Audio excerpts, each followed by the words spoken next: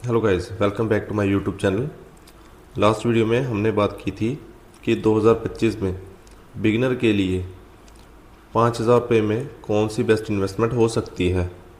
और आज हम बात करेंगे उन टॉप 5 मिस्टेक्स की जो एक बिगिनर अपनी इन्वेस्टमेंट की जर्नी के दौरान करता है, जिसके कारण वो ना तो अपने फंड्स को प्रॉपर यूटिलाइज कर पाता है बल्कि उसे लॉसेस भी फेस करने पड़ते हैं।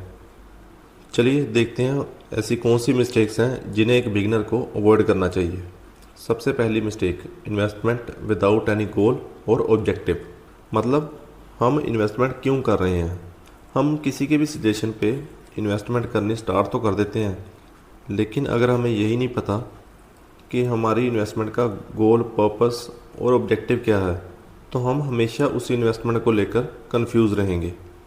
इसलिए सबसे पहले डिसाइड कीजिए कि आपकी जो इन्वेस्टमेंट है उसका पर्पस क्या है।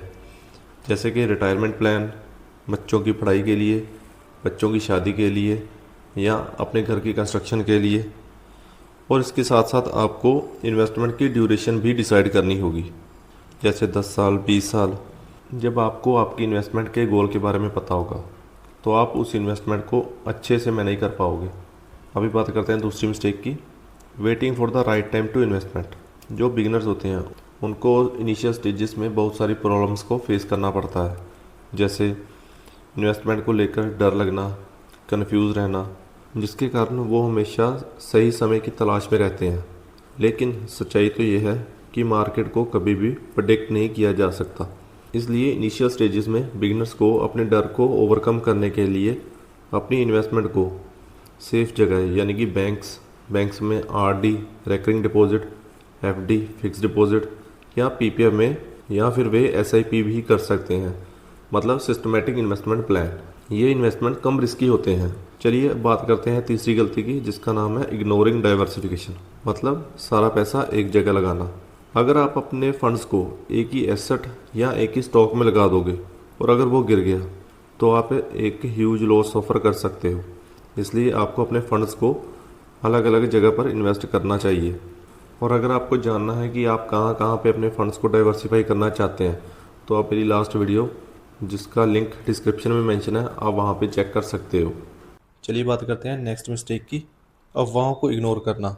मतलब बिगिनर्स को इनिशियल स्टेजेस में अफवाहों से बचना चाहिए। कभी भी किसी दोस्त या रिश्तेदारों की बातों में आकर इन्वेस्ट नहीं करना चाहिए।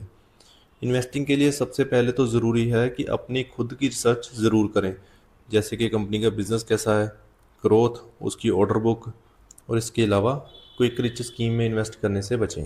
चलिए लास्ट में बात करते हैं इग्नोरिंग पेशेंस एंड रिस्क। अगर आप वेल्थ बनाना चाहते हैं तो सबसे पहले आपको पेशेंस रखना होगा। आपने ये कोट तो सुना होगा, ग्रेट थिंग्स टेक टाइम।